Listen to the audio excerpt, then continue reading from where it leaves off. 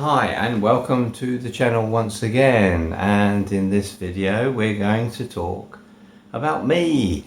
I thought it was about time I kind of refreshed this a little bit for people. Some people don't realise or haven't realised that some time back now I wrote a book about myself growing up in Hemel Hempstead during the 50s, 60s and 70s.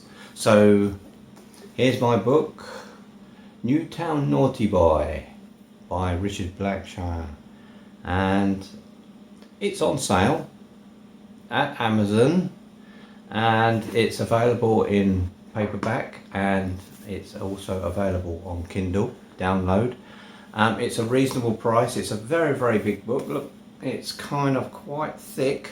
It's got all sorts of things in there. It's got pictures as well as all sorts of stories as well. And there is a danger, of course, if you read this book, you may enjoy it so much that well, you may enjoy it, but you may actually kind of laugh so much it may hurt. I have to warn you about that.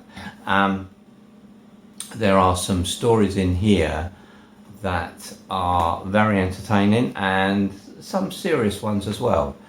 It's about me, as I said, growing up and the things that I got up to along the way. It's sold so far. I think I published this in 2015, so we're 5 years now, and in that time I've sold over 1,000 of these books in various ways. And so it's done very well, and if you look at the reviews on Amazon, I've got quite a few good reviews. It's done very well and I'm very happy with it. As I say, you can buy it on Amazon, but if you can contact me, I can do for you. I can do a signed copy, or I can put some notation in the book along with a my signature. And I can send that to you.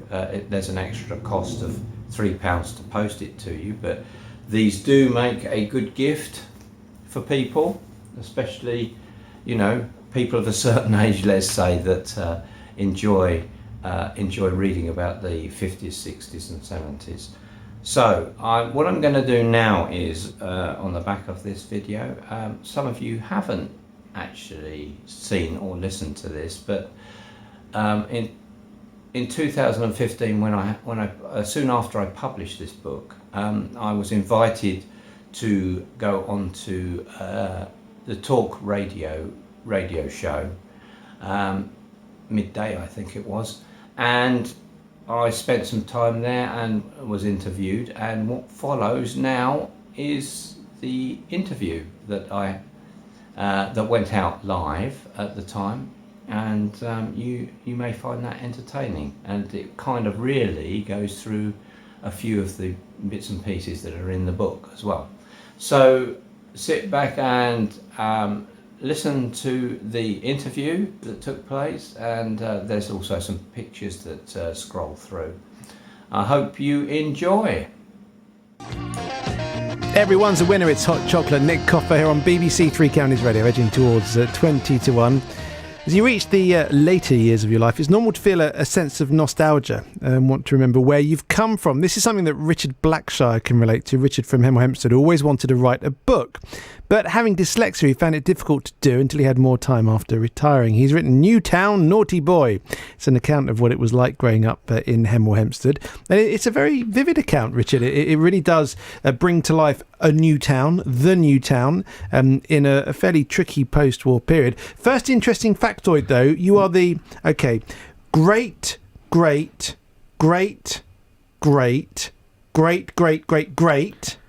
That's grandson right. of John Bunyan. That's right. Did I get the right number of greats? I think it's 8 greats in there, Nick. Yes, I think that's about right. But yes, it's been verified. The museum at Bedford has verified that with us, and yes, that's absolutely right. You always had a suspicion, but it wasn't until you did your family tree that you realised that's right. How My close... brother Robert did the research back in the 60s, and the family ties were quite easy to find. And there's a book all about John Bunyan. Italian, and his family tree is actually detailed in this book. And my brother found it easy to actually tie in where the family tree finished for John Bunyan and where ours started. So yes, I've got a very famous great grandfather. Great to the power of 8 grandfather. That's right. And family is right at the heart of your book. You talk a lot about your own parents, your siblings as well. Well, when you look at why someone writes a labour of love like this, and it is a labour of love because it's upwards of 400 pages long, the question is often why. And I really loved your notion of a time capsule that you talk about very early on in the book. That's right, yes. I wanted to kind of leave a legacy behind. I don't have any children to pass on this information, if you like, about the family history and about what I got up to as a youngster. So I had this compulsion really to express it in words. I wanted to write a book, and this notion was going around in my head for many years, and it wasn't until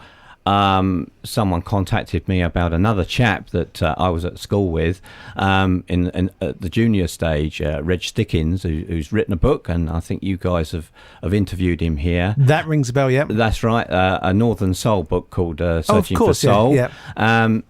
I'd read his book, and I was so impressed with his style and what he wrote about, and as part of his book he stated that he also had dyslexia, and to a greater depth than I have. But he really struggled at school with reading and writing, and I was so taken with this that this gave me the push, if you like, to do something about writing this book. Because you say in the book, I mean, talking of your dyslexia, that you were at school, you got moved to another class, a class of only 15 children, and you didn't really know why, but you kind of suspected it meant there was something not quite right. And at the time, dyslexia wasn't on the radar, was it? That's right. I mean, there wasn't any label that was put for this special class, and as you say, dyslexia, I don't think was the term hadn't actually come about at that stage, but it was quite clear from the chaps in the class that we were kind of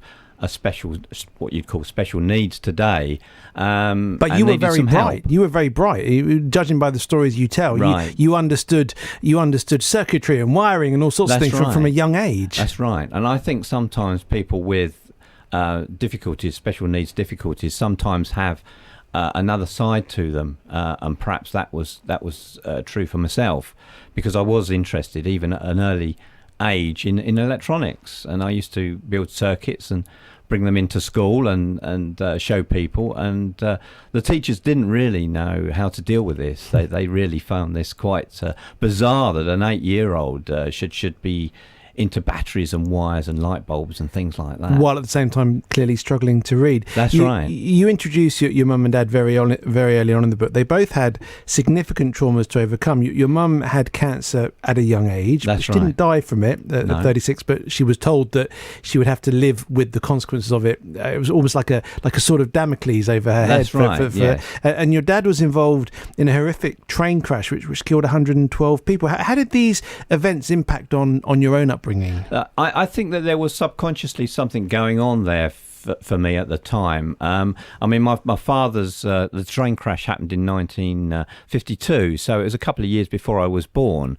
But certainly there was some rumblings on after that during my sort of my younger years of being a toddler. I kind of understood that there was something that had happened to my father that had kind of shaken him quite considerably. He was shell-shocked. He was shell-shocked, yes, that's right. And again, at that particular time, there wasn't anything that dealt with that side of things. If there was a horrific tragedy like that, and it was kind of brushed under the carpet, and you just had to get on with stuff. And similar for your mum, because she had a breakdown, didn't she? That's right, yes. Through the cancer that she had, breast cancer, she had to have a major operation for that, a mastectomy, and then she was told that she had glaucoma at a very early age, and that was just too much for her. And she struggled all her life with anxiety problems and just struggling with just normal tasks, really. Yeah. But she lived into her 80s. I mean, she kind of pushed through it and was obviously a very, very resilient person. Yeah. JVS was talking the other day about bored teenagers in Olney, and they've got nothing to do there. And reading your book, you paint a picture of having to find your own entertainment from a young age. Ting, Tang, Tommy. That's right. Peek behind the curtain, 1, 2, 3. Right. You had your games. Right. Yes, we had to make our own entertainment. I mean, going back to those times, there wasn't daytime TV as we have today.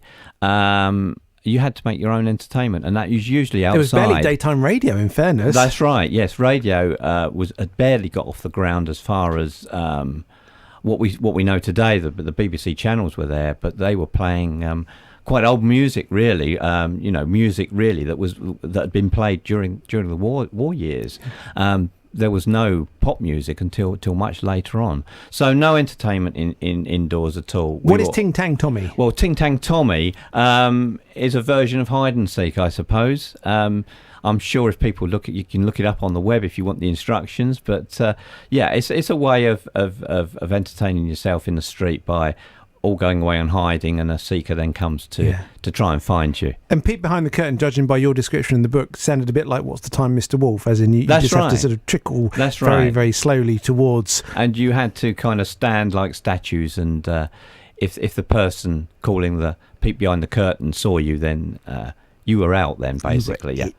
You also liked to light fires. You had a penchant for knives. Yes. Not in the way that we would necessarily fear today, though. No, I don't think so. I mean, I explain in the book that everybody then had a penknife in their pocket for whittling sticks and just making things, and it was all very, very boyish, and there wasn't anything nasty as far as that was concerned. It wasn't used as a weapon or anything like that. We were just boys just playing in the bushes and the woods and what have you, and just whittling wood away and with our pen knives. So another passion you had was for guns as well. That's right. Talking about the way times change. You like to go shooting. You went to an area which was to become Shendish Golf Course. That's right. Wasn't it?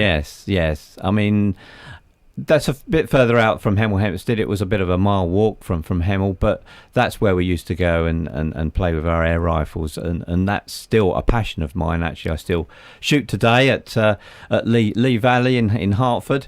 I'm there every Saturday, probably at a competition or something like that, shooting away. So my passion for shooting air rifles has remained with me. Knives, guns, and fire starters. That's right. Wow! Yes. Put that in a modern context, it would have a whole different end to it. You made your way through school, and as you entered your adolescent years, you developed a passion for something I fell in love with at exactly the same age. Although, in fairness, probably about 20 or 30 years later, was for the radio. Yes. You developed a real passion for the radio, the pirate radios. That's right. Yes. I mean, as soon as the transistor was invented, this enabled people to have a transistor radio. This was something that was portable, and this was really the device that really pushed open the pop music era, really, because it enabled people to listen to music on the move if they wanted. Before that time, you had to listen to a radio that was plugged in, and that usually meant in your living room at home. Yeah. So for us youngsters, we had a small transistor radio, and we could listen to radio under the bedclothes if we wanted to at night. And, did you listen to the gentleman who's in the studio next door? That's right. Now recording his programme. Tony Blackburn's next door. I can see him, and certainly he was one of the people that I'd be listening to. Yes, certainly. Yes. Well, this is a surreal moment for you, having written the book about listening to pirate radio, to be in a studio on the radio talking about your book with Tony Blackburn. With Tony next door, yeah. We couldn't have planned it better if we tried. No, you couldn't. And we did indeed plan it. The only reason Tony's there is so that we could mention him in the context. Right, he's come in specially then, Nick. Just for today, to talk about your love of radio. You also had another love, and that was music. You were a frequent visitor to Top Rank in Watford, and indeed the California Ballroom in Dunstable. We'll talk about that next. It's BBC Three Counties. It should be tasty, to say the least. So, Richard, we're talking about your life growing up in Hempstead that you've documented in your book. I'll give full details of the book shortly. But you spend a lot of the book talking about music and going out. That's right. Yes. Going out for a bang was a phrase I wasn't aware of until reading the book. That's right. I think one of my friends kind of constantly came up with that term. I think it's fairly obvious what we're referring to. I think so, Nick. And you use several G's when referring to that particular bang. That's right. The way it needs you say to be elongated, emphasised. Yes. So off you went with your mates, looking for a quote-unquote bang. But you went to Top Rank in Watford. Now, I was wondering where that was, and I thought it might be the old cinema building at the bottom near Vicarage Road. But I've had information that it may be towards the top end of the high street. That's right. It's at the top end. Yeah. I'm not sure what it is now, but yes, it's at the top end of the high street. It later became Bailey's. I'm not sure if it is still a nightclub there now, but yes, it was a cinema in its early days, and then it became the Top Rank Suite, and that's where all the guys and girls went on a Saturday night for the music, of course, but also for the music, for other things as well. But things were to change dramatically for you when the Cali opened, because with your love of pirate radio, with your love of music, I mean, you list in the book all the bands and artists you saw, and I haven't counted them, but I've got them all here. I would say there's at least 40. You saw the 3 Degrees, you saw Jimmy Cliff, you saw the Stylistics, you saw Casey and the Sunshine Band, Shawaddy Waddy, and you even list how much the ticket price were. They cost you between 50p and £1.50. Well, the most expensive was £2.50. Was the 4 tops. That's right. What did you love about the Cali? Well, it was a place that was near to Hemel. It was the music mecca. It was I think really. It was the best place probably in the south of England, really, outside of London. There was nothing else like it. Somewhere that you could go and listen to music, and obviously there was a disco on there. But the live music, the live bands that were coming there from America, the black soul bands, absolutely fantastic. And you just couldn't beat it. There wasn't anywhere else that could really command that sort of audience, really. Who was or were Osibisa? I understand that they were a black African band that were kind of had a very distinctive sound to them. They I can't describe it any more than that, but they were a large band, and they played this certain type of funky music, but it kind of had an African slant to it. As you look out of the window here, over Tony Blackburn's head, into Grove Park and into that neck of the woods where you would have enjoyed going to the Cali, where you worked as well, working for a TV repair company just down the road. Do you miss those days? Yes, I mean, Dunstable really does have a kind of... I have a special place for Dunstable in my heart, really, because the Cali was here. That's where I was in the evenings on a weekend. And, of course, I worked here. I worked at Weatherheads in the High Street. It's now the Oxfam shop. But I enjoyed my days here, and some people may even remember me as the TV engineer that came round to their houses. We should have asked this. Do you remember Richard as the local Dunstable TV engineer? You've got about 1 minute to call 03459 455 555. You end the book in your early 20s. Why did you stop there? How old are you now? I am 60. Yeah. I've just reached 60. Why did you stop in your early 20s? I had to stop somewhere, Nick. It was getting a long book. I'd written over 130,000 words. I had to cut it off somewhere, and even with that amount of words, I had to restrict it in some way. So I had to come to some point where I cut off, and that was just before I got married. I have no doubt at all that if you were born and brought up in and around Hemel Hempstead in the late 1940s, the early 1950s, all the way through to the 1960s, if you played in Hemel, if you went to school in Hemel, if you went out in Watford at Top Rank, if you came up to Dunstable to the Cali, all of those cultural references, all of those historical references are in this book, and you will find lots in it that you will very much identify with. It's called Newtown, Naughty Boy, growing up in the 50s, 60s and 70s, written by Richard Blackshire. You can find it on Amazon, where it will cost you £12. £12 for the book, and it's also available on download Kindle, which will be much less. Absolutely, yes. I enjoyed it, and it's a huge achievement, not least because of your dyslexia, to have put this all down into 130,000 words and written your story for, to use your term, your time capsule, which will now forever be in this book. And I'm sure many of my listeners will take take Well, the opportunity to enjoy it as well. Well, thank you, Nick. Thank you for having me today. It's been a pleasure. There's Richard Blackshire from Hemel Hempstead, overcoming his dyslexia to write down his life memoirs. And I say, any of you that live in and around Hemel Hempstead, grew up in and around Hemel Hempstead, there's loads in there for you to enjoy. It's BBC Three Counties Radio. Next door as Richard Blackshire gets to meet his radio hero, Tony Blackburn. Tony, who is, of course, officially the nicest person in the whole of radio. Richard looking very, very proud to meet Tony Blackburn next door. He's recording his Sunday programme as we speak.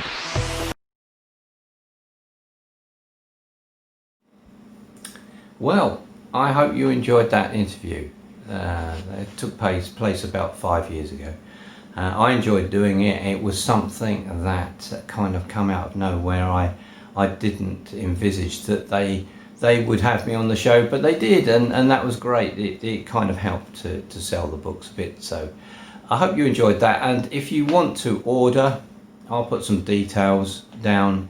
If you want to order directly from me, I can post in this country. I can't really post overseas at the moment, but as I said, if you contact me, I can post a copy to you. So thanks for watching, and keep safe, and bye for now.